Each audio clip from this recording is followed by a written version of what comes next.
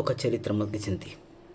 చెన్నై 10 సార్లు ఫైనల్కి తీసుకెళ్లిన ఒక వ్యక్తి ఈరోజు గుడ్ బై చెప్పాడు.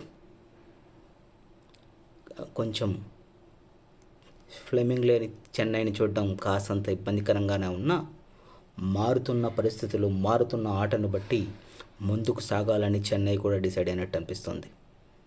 ఈరోజు మనం చూస్తే ఈ గుడ్ బై దానికి నిదర్శనంగా కనిపిస్తుంది. నెక్స్ట్ చెన్నై ఎటువంటి అడుగులు వేయబోతుందో అనేది కొంచెం సర్ప్రైజింగ్గానే ఉంది.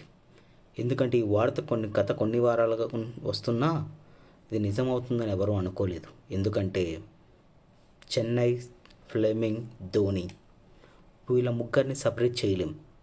అటువంటిది ఈరోజు కొంచెం బాధగా ఉన్నా గుడ్ బై చెప్పక తప్పదు. Thank you Stephen Fleming. Chennai ఇక ముందుకు సాగుదాం.